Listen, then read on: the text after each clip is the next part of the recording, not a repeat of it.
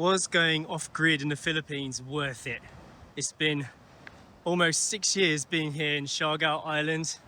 We've got the solar panels, we've got the Starlink internet, and we've just gone through some major storms. In fact, the last video I put up was an update on Typhoon 1, which was a super typhoon heading towards the Philippines. Luckily, it missed us, and I'm up here right now on the roof for the first time in a while, just checking on everything, seeing if everything worked and if everything is still secure. So just before the typhoon smashed into us, the main thing I was worried about were these solar panels, if they would be able to withstand typhoon winds.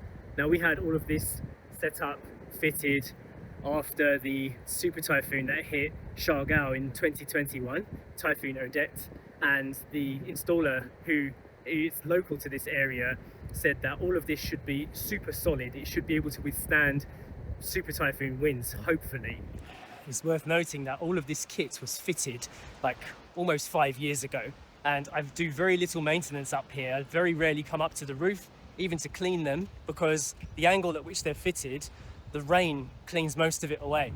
So when the storm actually passed over here, Typhoon Tino, the first storm that went past, we realized that we were going to get hit by winds of over 100 kilometers per hour. So we wanted to make sure that all of this kit wasn't going to blow away. And to be honest, I was a bit worried at one point. I heard some noise, you know, like some clunking. And at one point I thought we were going to lose a solar panel.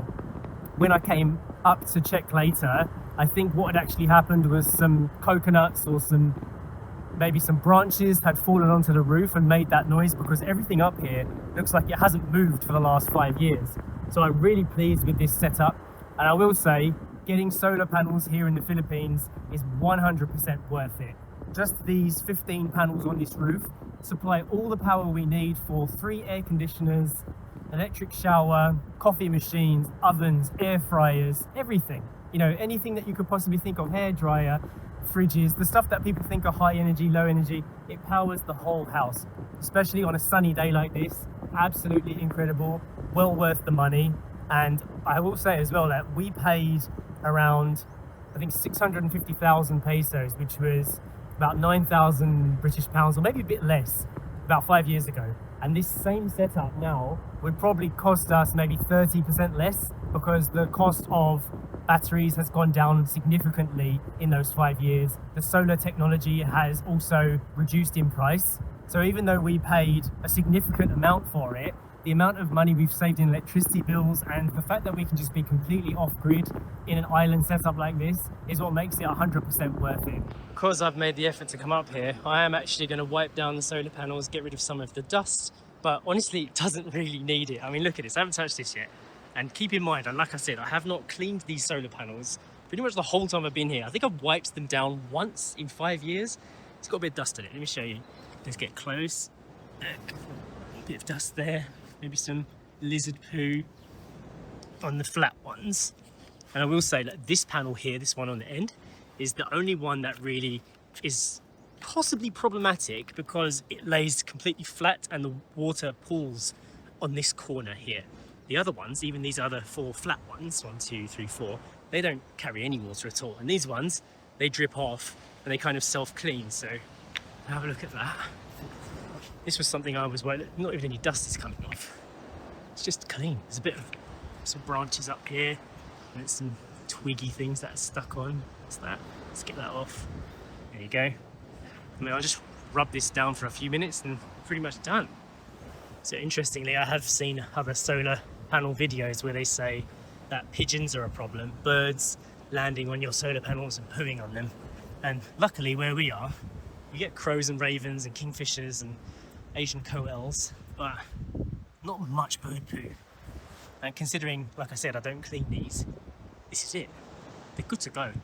The way that I've started checking these is to isolate them on the grid box inside the house. Turn off 5 of them and then see if the power drops, and turn off another 5, see how much the power drops, and make sure they're all dropping at an equal rate. If they're all dropping about the same amount, it makes me think that they're all as clean or as dirty as each other, if that makes sense. And if like one of them is like only producing a fraction of the energy, then maybe I'll come up here and check. But I haven't ever had to do that, so super worth it. As a family that's come from the UK to live in Asia, I would say this was definitely one of the most life-changing things to get. This, and also the Starlink, was incredible. Just to kind of get you off the grid properly, off of the Philippines internet system, which is a bit of a duopoly. There's only like 2 internet companies that supply these cell towers on the island, and if you don't like either of their services, then you're stuck. Whereas if you get Starlink, then storm, no storm, tower, no tower, you've got internet. So in that sense, going off grid in the Philippines that way was a major life change. Being able to stay online during the storms, being able to still have energy, to still have enough power to run all of our devices and keep us safe and comfortable, even though there were strong winds raging outside, just made the experience so much easier. And the only thing was the anxiety of having gone through the other storm. If we didn't have that anxiety of possibly losing a solar panel or the Starlink blowing away, then it would have felt super easy, if anything. I'll give you a closer look of our Starlink satellite, how that's looked after about 3 years being up here. A bit of poo on it there, but pretty much clean. And this is the stalk. That's what that looks like. And the base has got some corrosion from the salty sea air. And these bolts here, they're not just regular nuts and bolts, they're like concrete studs that I've put deep into the roof, the concrete roof, and I covered them in grease, but they've gone a little bit rusty, so it might be difficult to get them off, but it held strong during the storm. No movement at all, it's like rock solid. That's the question I get asked all the time. Was Starlink worth it? Yes. I will say though, the price of Starlink has gone up significantly since we got it. It was 2,800 pesos a month when we first got it, and now it's more like 3,800. So it went up like almost 40% in the subscription costs. But for the fact that we use it for work, we need to stay online all the time, we kind of have to pay that, and we feel like it's still worth it despite the price increase. If it went up even more and there was a better internet option up here, then perhaps that would change things. But to be off grid, you really do need to have some form of Starlink here in the Philippines. So for those of you who have been storm tracking, you'll know that Typhoon Uwan or Fengwang has just left the Philippines area of responsibility and gone up towards Taiwan. And this is what the land looks like post 2 typhoons. Looking good. We survived this one. We survived both of these ones. And checking on the apps right now, I'm not seeing any more typhoons coming. So we're hoping that'll be it for the end of this year. And people will start to get their confidence back that we're going to be okay for the rest of 2025. We are still waiting for our little baby Juniper's passport to arrive, which still hasn't been approved by the British government. So we're just waiting. They've basically told us that we don't need to send any more proof, any more documents, anything. We just need to wait. And it could be like another 16 weeks from today. So it could be pushing into next year before we can go back to the UK to see family and introduce baby to grandparents, which is sad. But I'm hoping that that will be worst case scenario. Okay, I'm down from the roof now. I need to get a ladder to get up and down more easily. It's a bit of a parkour event to get up and down from there. As you can see from here, the outside section is okay. We didn't really lose anything. The water tanks are all good. Washing machine survived even though it was outside. All of these plant pots had fallen down, but they've since been cleaned up.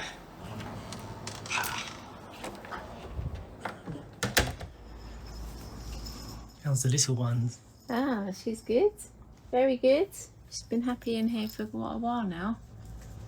This is her favourite toy, Mr. Fox, because he's got little things that she can grip onto. So normally she loves reaching for him and grabbing it, and yeah, she likes this. A good place to put her. She's like stretches out, kicks about, does loads of like playing on here. A couple of times a day. We go like round a cycle, don't we? Yeah. Chair, cuddles, sleep, mat, chair, cuddles, sleep, mat. You like that rotation? Yeah. Yeah. So Juniper's been like enjoying life, to be honest, despite having gone through 2 typhoons now. I know. In her lifetime. In her very short lifetime. Yeah. She's getting on well with Poppy. Yeah, Poppy. She can do the classic toe lick, can't Checks you? in, yeah. Daily lick. What about Story? How's Story doing? Oh, Story, unfortunately, isn't very well. So she's actually in bed, keeping her distant from Juniper. She's got a fever. So yesterday, about just before lunch yesterday, she kind of was like not really with it. So we checked her temperature. Yeah, it was a fever, 38.5 yesterday, or 38.6. Yeah. And today, so she had an early night. She did eat. She had some food. Got an early night, and this morning, still fever, so 38.2. And then I just checked about half an hour ago, and it was 38. So she's still up there, but she said she hasn't got any other Symptoms. like she doesn't feel ill or anything. She feels a bit weak and sleepy. Yeah, she's got fever. So Yeah, so it's home days all round, really. yeah, Story's having a full couple of days of rest. You know, we're not doing anything. Yeah. She's just in bed. She doesn't want to get out of bed, and she's just watching Netflix. To be honest, that's what the whole theme has been ever since the 2 storms have passed by. We've just been riding out, waiting for Juniper's passport to arrive. Yes. And, you know, luckily the weather is better now, so we can enjoy it. And when Story's feeling better, maybe we'll go out and be outside a bit more. Yeah, it is just about being at home lately. So the passport situation hasn't changed. We're just waiting. So not much we can do. Yeah, exactly. We're just in a queue to be processed. So we submitted everything, and they, like in the beginning, they were emailing like every week saying, oh, we need this and we need that, we need this extra, and we've provided all of that, and then it's just kind of gone silent for almost a month now. So we're like, well, maybe they've asked all their questions that they need to know. Yeah, we are literally just in a queue waiting now. We contacted their customer service as well, and they basically said just gotta wait. So just gotta wait. The other question that needs answering is, are Grandad, Rob and Lola Luz okay? Because the big typhoon passed over their area, but luckily it didn't cause any damage to the Cavite City area. Most of the damage is further up north on the other side of the Sierra Madre Mountains. So I think we all got lucky with this one. There were storm chasers coming internationally to be here for this particular storm because it looks so intense, and of course it was, but luckily the areas that we inhabit missed the worst of it. So we are hoping that country learns from it, people learn from it, and we make our homes and our systems stronger, sort out your backup so that you've got a way to ride out these storms in a little bit more safety. So we have quite a bit of fresh tofu to use up because our fridge has just been replaced, hasn't it? Yeah, we've got a new fridge, but we can't turn it on for about another 4 or 5 hours. Yeah, so bit worried that the tofu might start going funny, so fear not. I've made my favourite recipe right now, my favourite meal. Actually, me and Jay had this for dinner last night as well. As soon as we get fresh tofu, I make it because it's just really, really tasty and really easy as well. So you get your fresh tofu, cut it in half, and then you make this really delicious sauce, which is basically soy sauce, apple cider vinegar and sesame oil. And then you chuck in a load of, this has got red onion, raw garlic, a spring onion and sesame seeds, and then you mix it all together and it just makes a really, really tasty sauce, and you just drizzle it over fresh tofu, and that is your dinner. Juniper's making up noise in here, so let's see if she's alright. You okay in here? You fed up in the gym now? I think she's done here. What do you want to take with you? Yes? Yeah? Rag? not that one. This? Not that. This? That one? Not that one. This is the chosen rag. Okay. Chosen the rag. Let's go. It's almost 3 in the afternoon. We're still generating lots of power. Juniper has been asleep in my arms now for about an hour, maybe a little bit less. And every time we try and place her in her bed, immediately she jumps to life. It's like, I don't know why babies seem to hate their beds. It's so difficult to transfer her into her crib unless she's absolutely knockout. And I know that if I tried to do it now, it definitely wouldn't work, so I'm not even going to bother. So I'm sacrificing the health of my back and spine to make sure that Juniper gets a good rest as we navigate our day at home. Poppy's getting near the walk soon. Oh, goodness me. Just as I talked about her being fully at rest, What did you do? it was a Poppy. She jumped up on the bed and made a noise. But look, Poppy. you still going to go to sleep, or is that it now? She could go back to sleep quite easily, but not if you put her in the crib. Don't even try. Story hasn't emerged from her room yet. No, although the latest temperature, she's 37, so it's gone down a whole degree since she's had her day of rest. That's good. Mm. She's been having all of her meals and drinks and everything in bed, hasn't she? Yeah, just being brought to her. She's in the recovery zone. Really has been a beautiful sunny day today. I haven't actually experienced any of it because I haven't been outside apart from when I was on the roof this morning. What do you think about this, Poppy? Very delightful. You want to go out? What do you think? Looks like you want some drink. Definitely want some milk. Just wanted to give everyone a quick reminder that we're actually running 3 air conditioners right now. The one in the main room, the one in here is on, keeping the bedroom cool because Poppy goes in there sometimes, and Story's room, and it is all being powered by those 15 solar panels on the roof. I know I've made several videos about how impressive solar is in the past, but still I get questions from people saying, but can the solar panels power my fridge? Can they power my TV? It's like, yes, they can power the TV. They can power your fridge. They can power so much. I honestly believe that we've been kept in the dark a bit about how powerful solar is.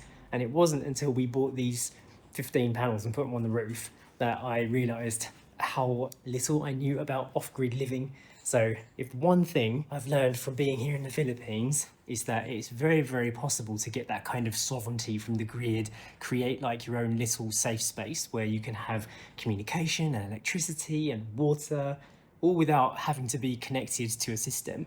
Of course, you need land for that, you need space, and you need a country where it's legal to do all of that kind of stuff. But yeah, I'm still super impressed every time I realise and think about how this entire house is powered by those 15 panels on the roof. We also have that big white battery on the wall there, which is our storage for the evening.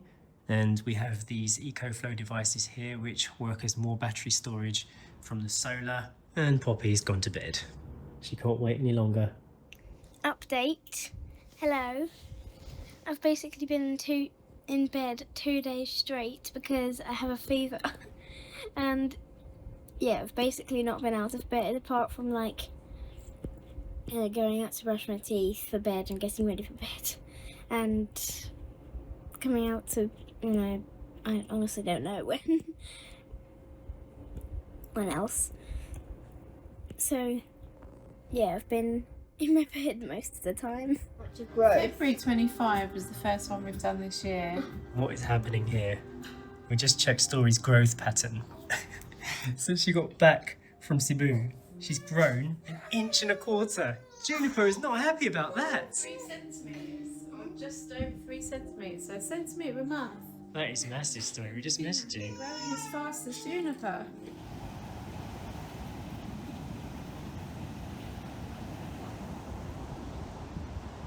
Out on a beach walk. One of our favourite times of day. Sleeping again. She's sleeping again, yeah. How's the arms? Jay brought Juniper out without the sling. Fine. Any carrier? Fine. Really? Fine. Anyway, we've got a nice sunset. Story actually ventured out as well. She's there with Poppy. She's getting some fresh air as well. Said if she didn't come out, then she wouldn't leave the house until tomorrow morning. She would have been in the house for 2 days. So she decided to come out for a breath of fresh air, and she has perked up a bit, hasn't she? Yeah. This afternoon, so that's good. I think it sounds worse than it is. Like, you're going to be in the house until tomorrow morning. She's like, what? What does that mean? It's like, well, obviously, if you don't come out, you're going to be here till tomorrow. I think she meant like she couldn't leave her bedroom. Yeah, like trapped in a room or something. Anyway, all is good, and yeah, we're enjoying this lovely afternoon, late afternoon beach walk.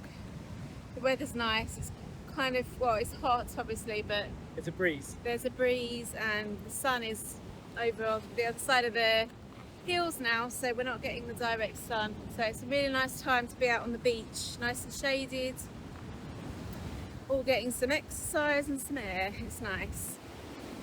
And on that note, I think we're going to end the video for today. Hope you enjoyed it, and we'll see you in the next one. Bye. Bye.